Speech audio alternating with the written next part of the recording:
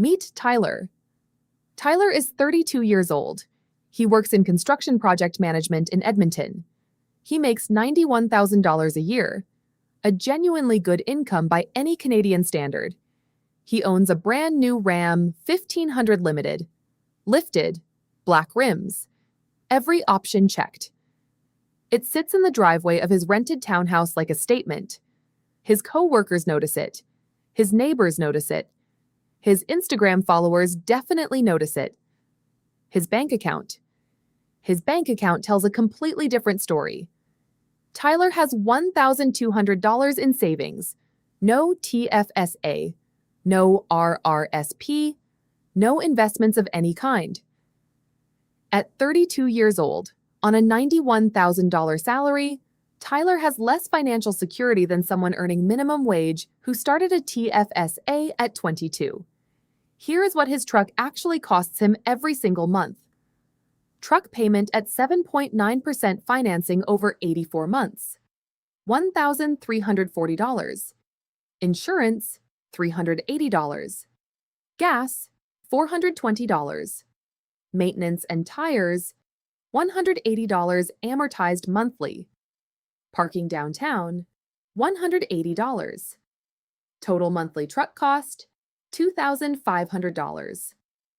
Tyler is spending $2,500 every month, $30,000 every year, on a depreciating asset that loses approximately $12,000 in value the moment he drives it off the lot.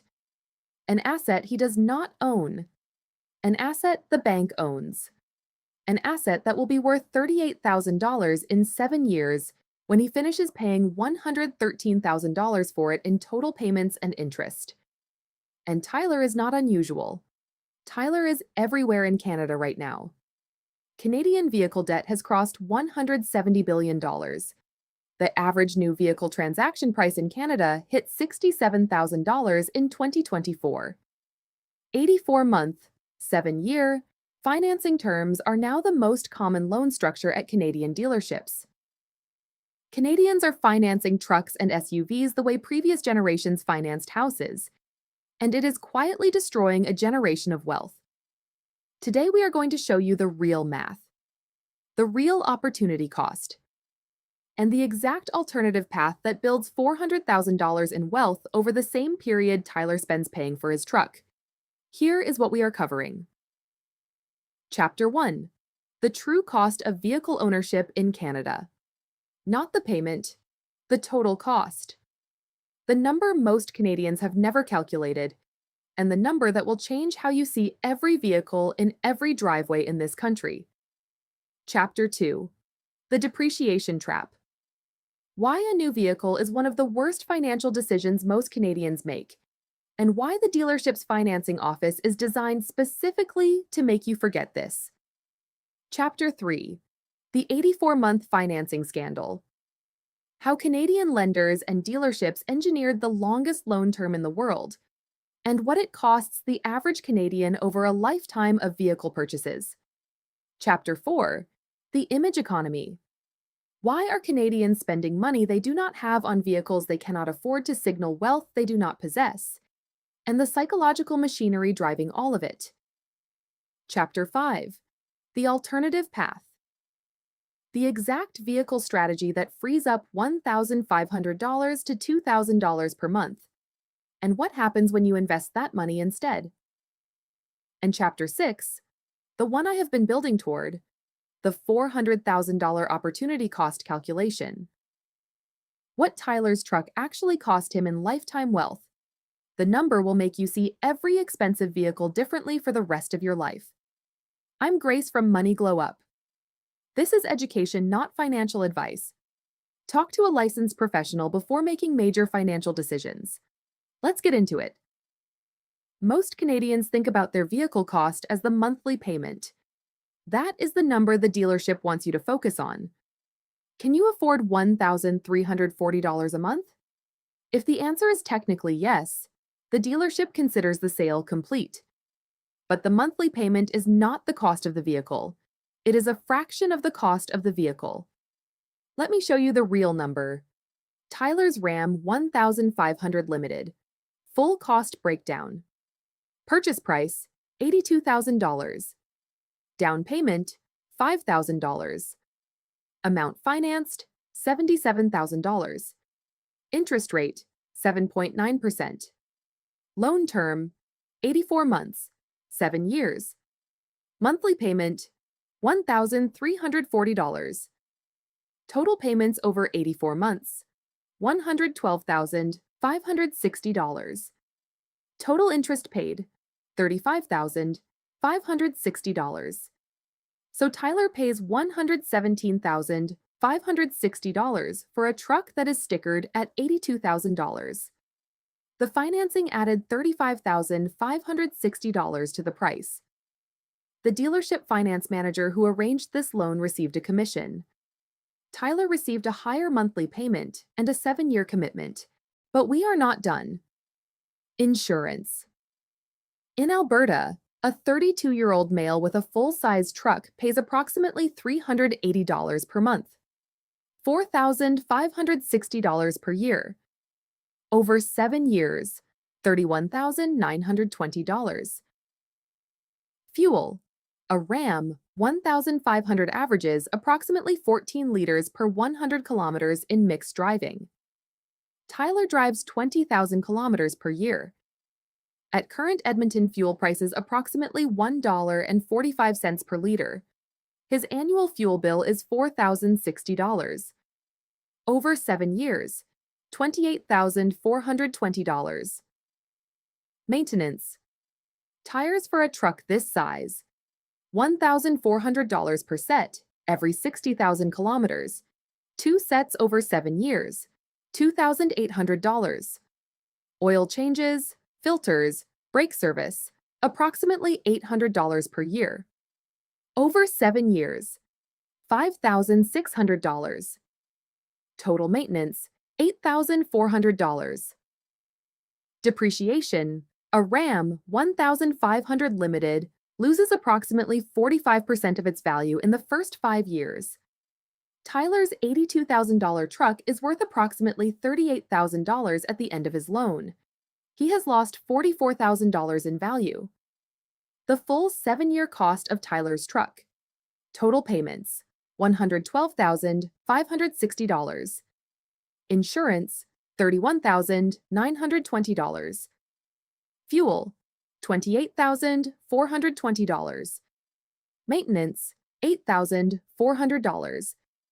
Down payment, $5,000. Total out-of-pocket, $186,300, plus $44,000 in depreciation absorbed.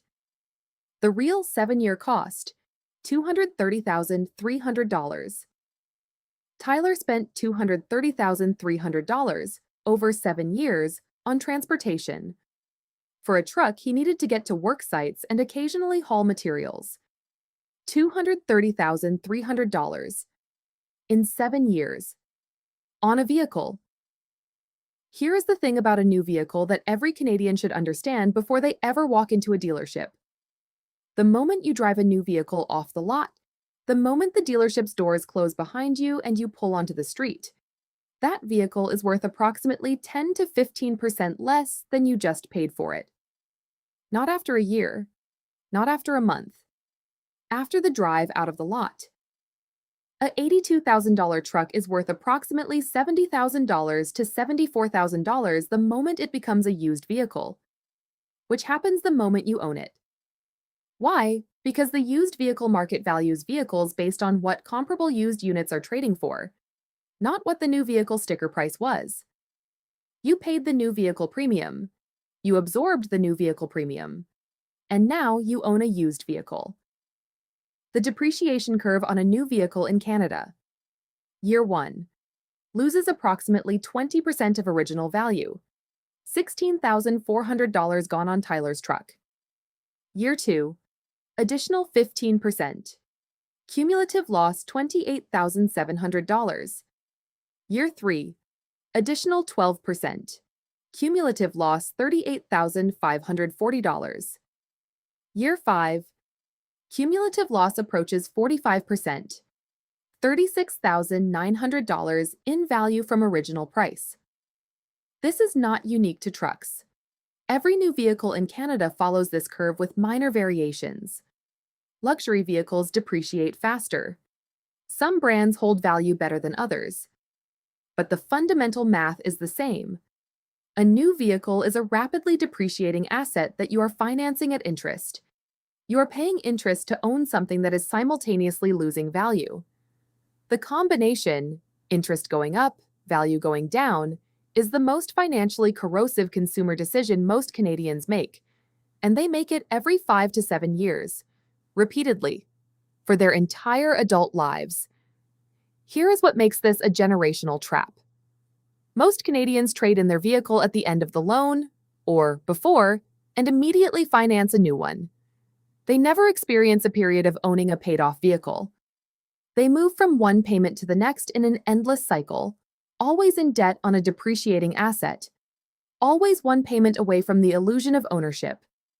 Over a working lifetime of 35 years, if Tyler trades every 7 years, he will finance approximately 5 vehicles.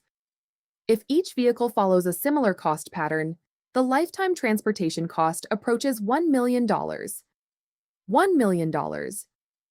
On vehicles. Over a working life. Let me tell you about one of the most successful wealth transfer mechanisms in Canadian consumer history. In the early 2000s, the standard auto loan in Canada was 48 months. 4 years. You bought a car. You paid it off in 4 years. You owned it for a few years. Then you bought it again. Then 60-month financing became standard. 5 years, then 72 months. 6 years. Now, 84-month financing, 7 years, is the most common loan structure at Canadian dealerships for new vehicles. Some lenders offer 96 months, 8 years. Here is why this happened, and it was not for your benefit. As vehicle prices increased, Canadians could not afford the monthly payments on standard loan terms. Instead of buying less expensive vehicles, Canadians demanded lower monthly payments. Lenders and dealerships responded by stretching the loan term. Longer term, lower payment, same expensive vehicle, much more total interest paid. The monthly payment dropped, the total cost skyrocketed. And Canadians, focused entirely on the monthly payment, did not notice. Let me show you the math on Tyler's $77,000 financed amount at 7.9%. 48-month term, monthly payment, $1,878. Total interest, $12,144. Total cost, $89,144. 60-month term, monthly payment, $1,560. Total interest, $15,600. Total cost, $92,600. 72-month term, monthly payment, $1,350. Total interest, $20,200. Total cost, $97,200. 84-month term, monthly payment, $1,170. Total interest, $21,280. Total cost, $98,280. Wait, the 84-month interest looks lower? That is because I used a lower starting amount. Let me redo this properly at the full $77,000. 84-month at 7.9%. Payment, $1,189. Total interest, $22,876. Total cost, $99,876. The 48-month payment is $689 more per month. But the 84-month loan costs $10,732 more in total interest and leaves Tyler underwater on his vehicle for most of the loan term. He owes more than the vehicle is worth for approximately the first 4 years of a 7-year loan. This is called being underwater or negative equity. It means if Tyler's truck is written off in an accident in year 2, his insurance pays market value, which is less than he owes the bank. He owes the difference out of pocket. Or he rolls the negative equity into his next loan, adding to the balance of the next vehicle, making the next debt even larger. This is the cycle. This is the trap. And it is completely legal, completely standard, and completely normalized in Canada right now. Here is the uncomfortable question underneath all of this. If the math is this clear, if the numbers are this bad, why are Canadians buying $80,000 trucks on 7-year loans in record numbers? Because the truck is not really about transportation. I want to be honest here, not judgmental, because this is not a character flaw. It is a deeply human response to a very specific set of social and psychological pressures that the automotive industry has spent decades and billions of dollars engineering. The truck, or the luxury SUV, or the leased BMW, is a signal.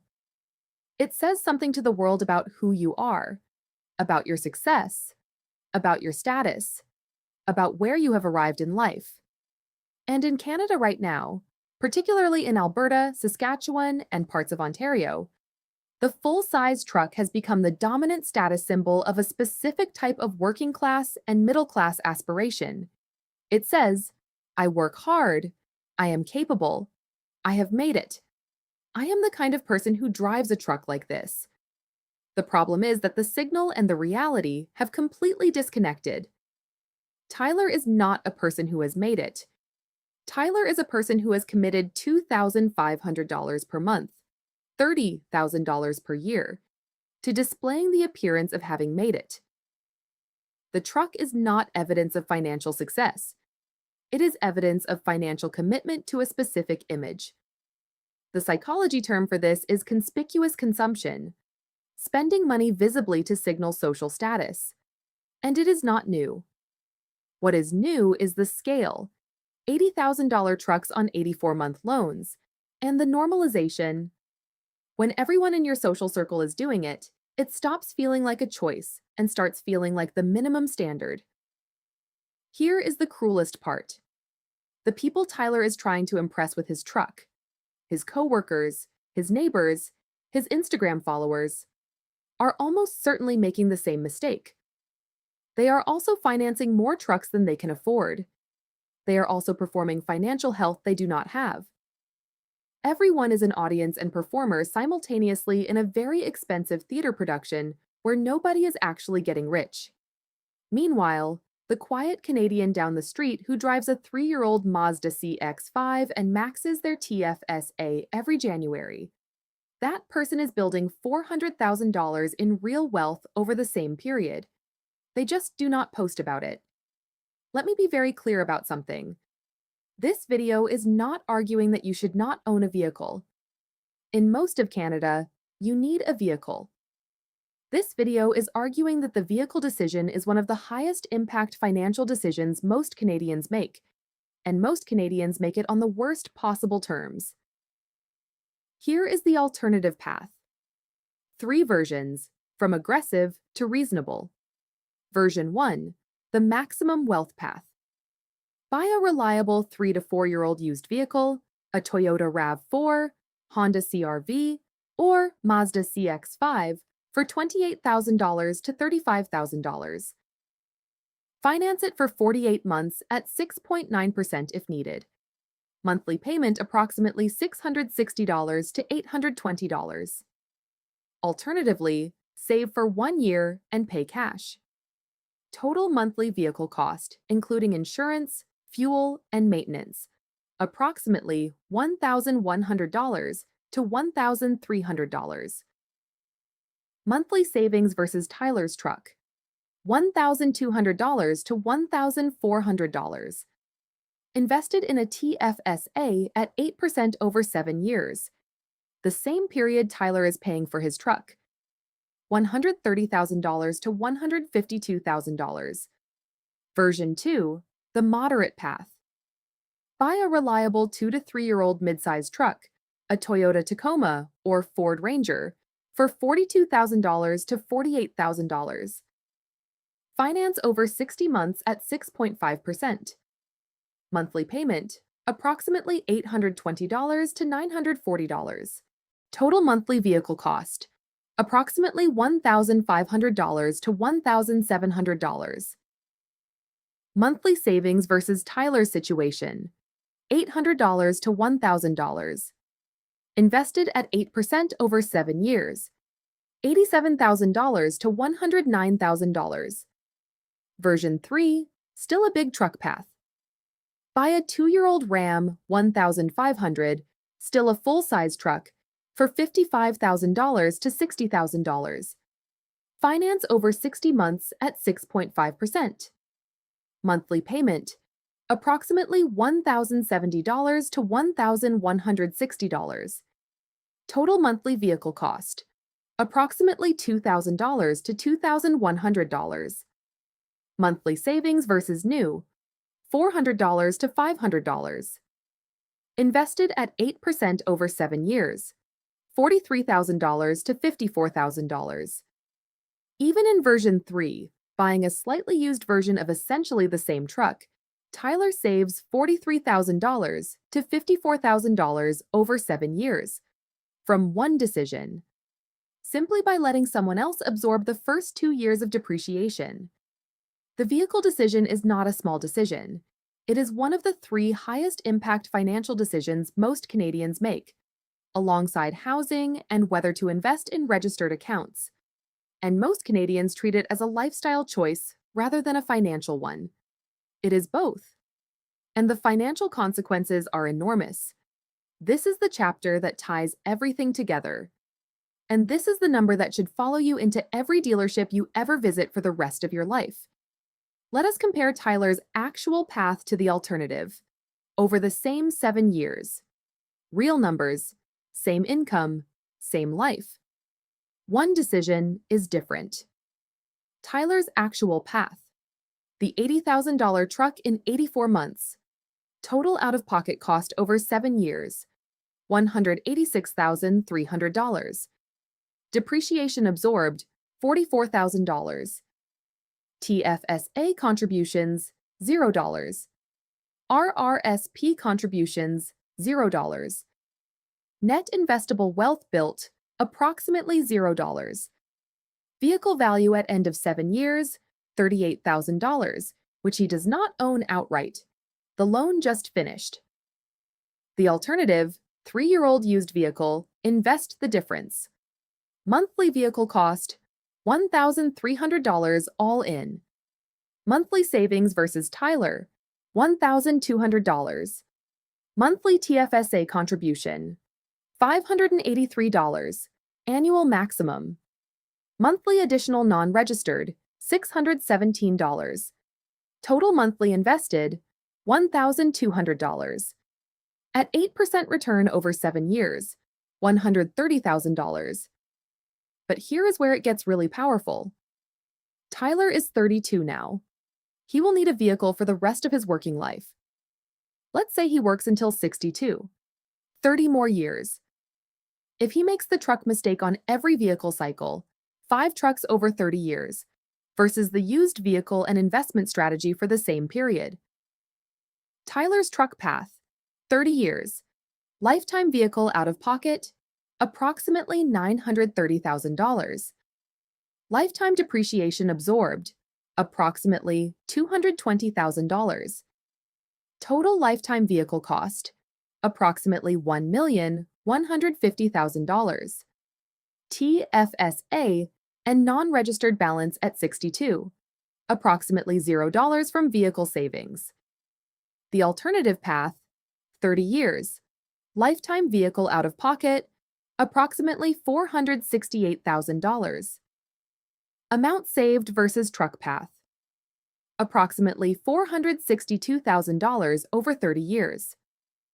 $1,200 per month invested at 8% for 30 years.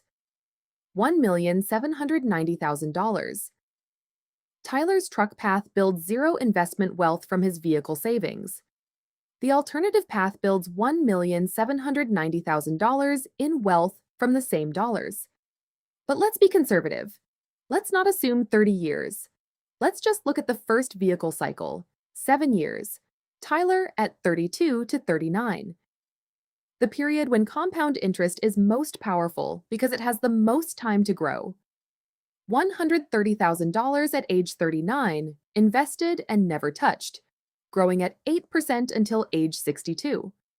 $130,000 at 8% for 23 years, $819,000. Tyler's one truck decision, at age 32, costs him $819,000 in lifetime wealth when you account for the compound growth of the money he did not invest. Not $80,000, not $230,000, $819,000.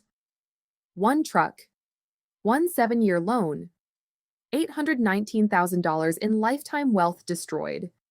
This is the opportunity cost calculation the dealership financing office will never show you, because if they did, you would walk out the door. You would buy a used vehicle, you would open a TFSA, you would invest the difference, and you would build real wealth instead of displaying fake wealth. The truck looks like a success. The TFSA statement looks like nothing, just a number on a screen. But 23 years later, at age 62, one of those things is still just a truck, and the other one is $819,000. I want to say one more thing before I let you go.